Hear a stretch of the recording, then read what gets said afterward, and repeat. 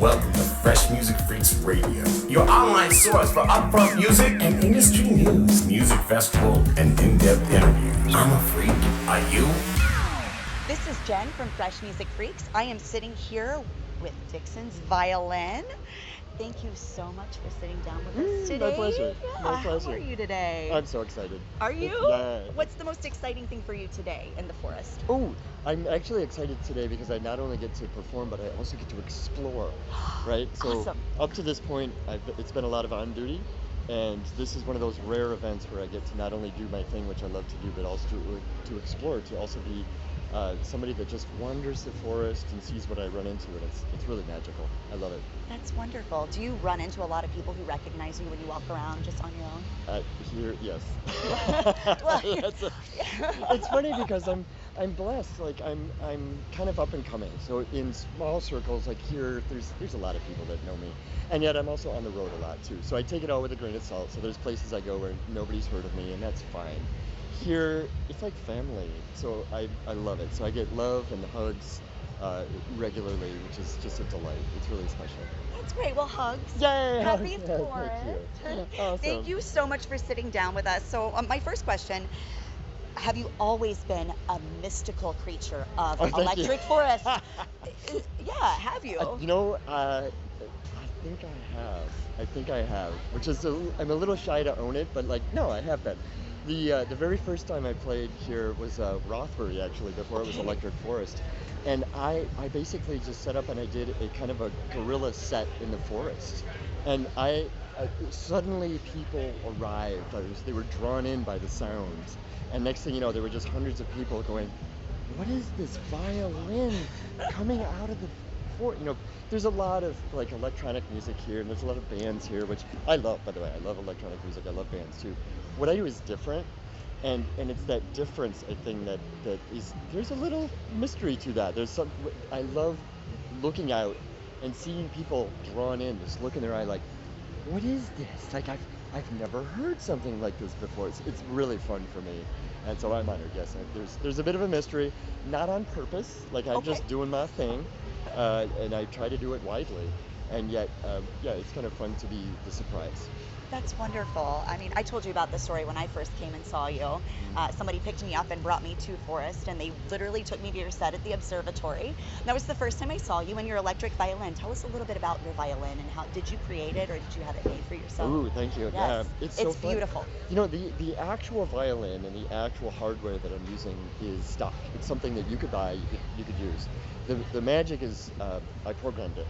So I Okay. literally wrote thousands of lines of code to Oh. make it do what it does. Wow. And so for those that don't know, I play a 5-string electric violin through this looping system that I've created. So it's all live. There's nothing pre-recorded, there's no samples, there's no MP3s, I'm not clicking play, it's nothing. It's all live.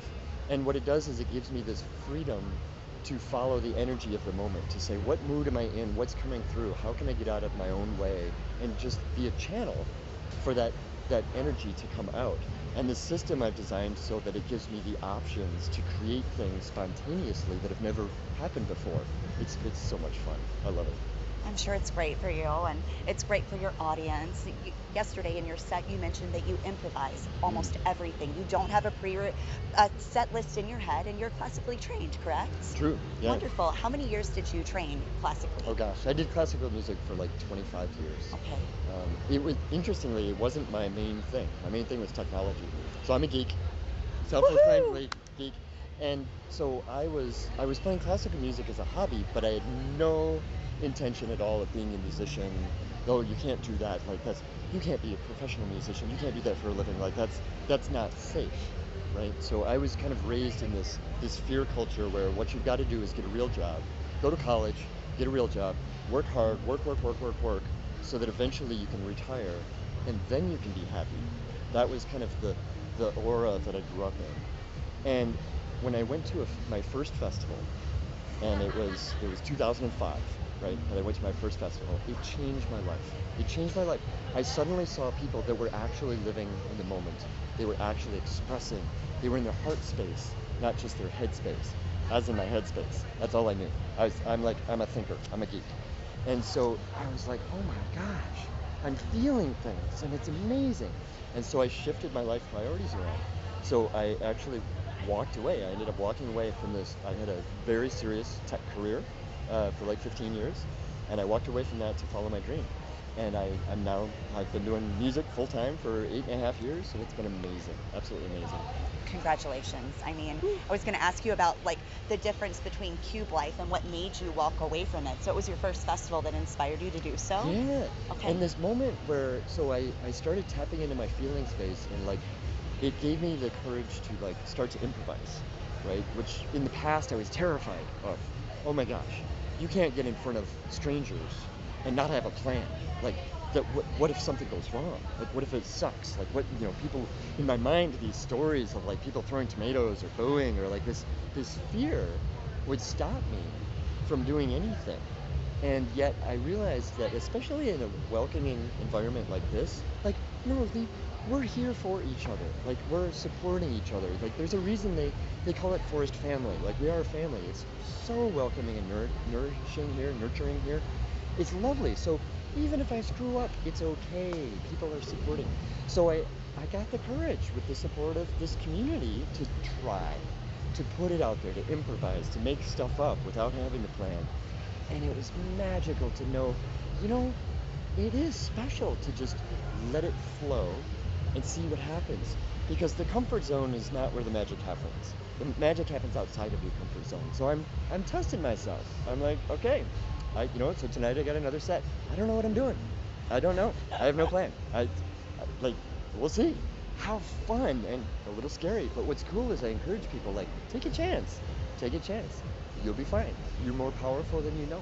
You can do anything you set your mind to.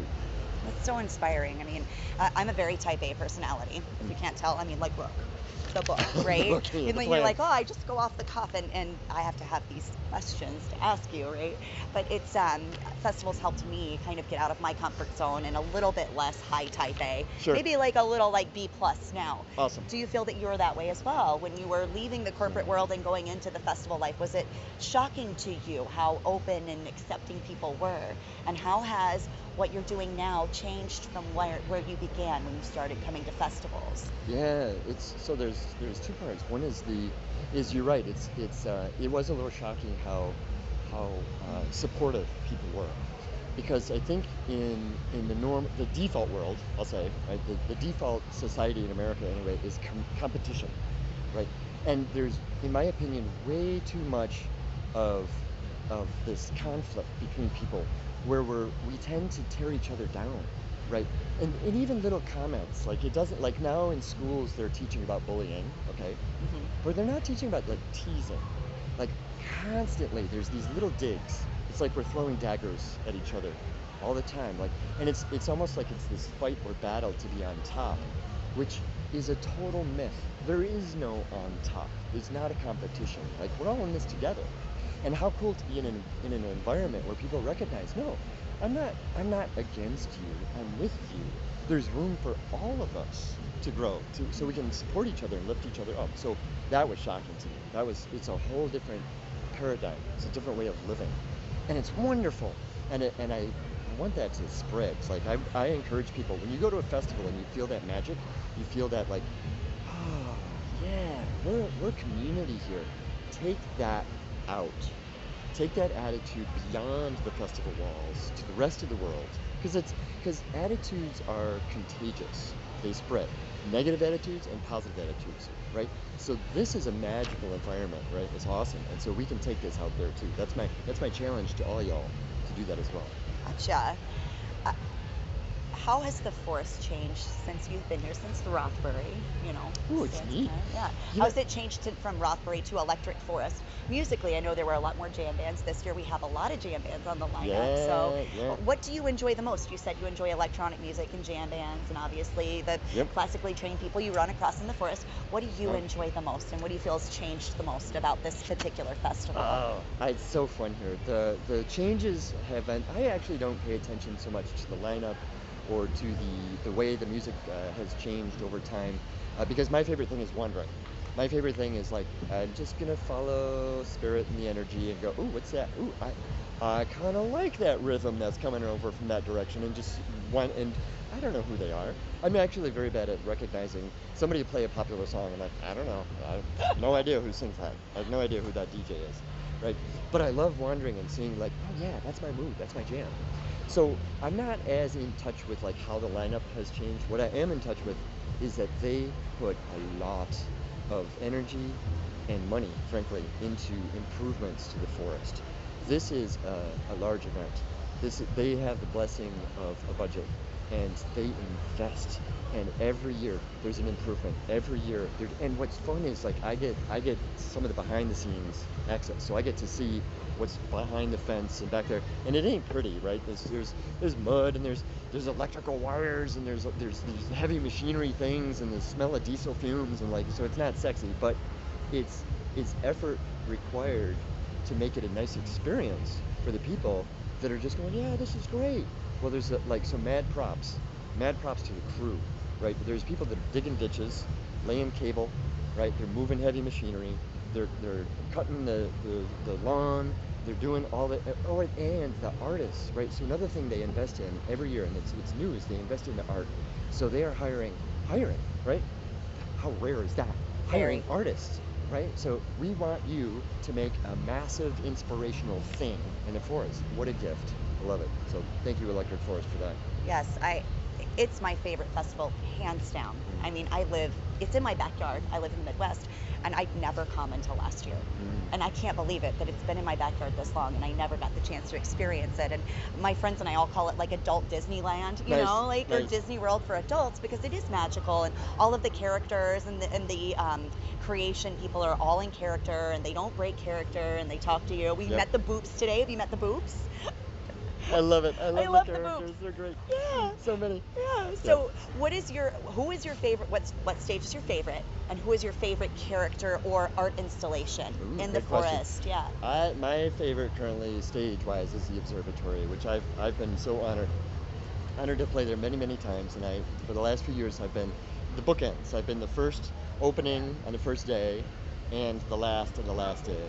What a gift to do that! It's like this opportunity to ground. It's an opportunity for us to like set an intention at the beginning, to collect, to breathe, and then at the end. So, and then in the middle, there's this crazy, like, epic madness that is Electric Forest, which is just fun.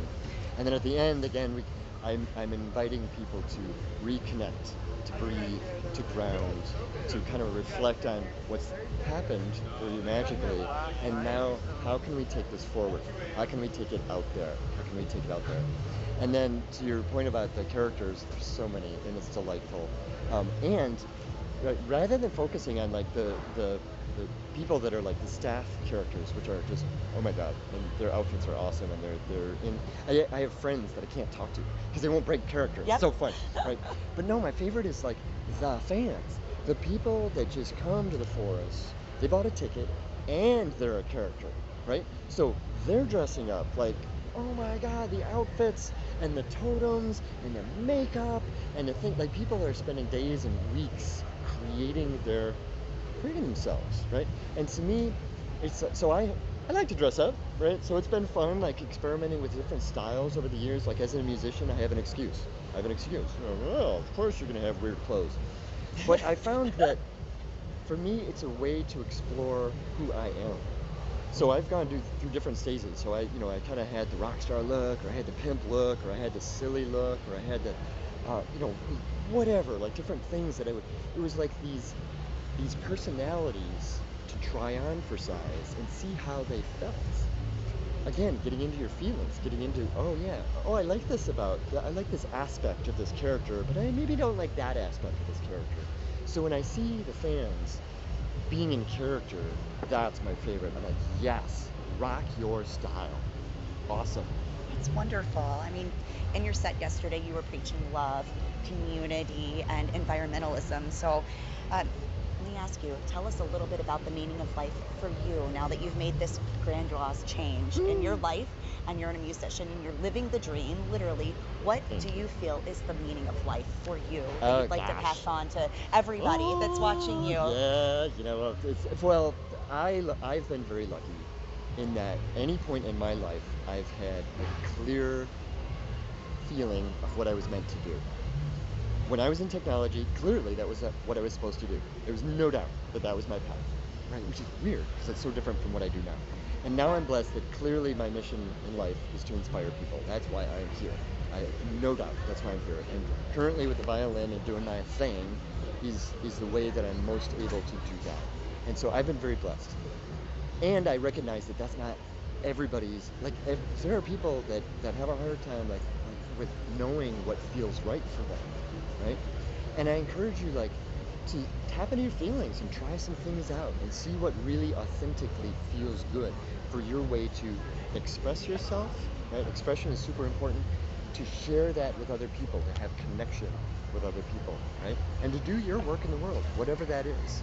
So try it. And again, trust that it's okay. And you're gonna, at first, so I did a whole life change, and at first it was really hard. It was just really, but I was just patient, and I kept trying, and it got a little easier, it's still hard, but it's easier than it used to be.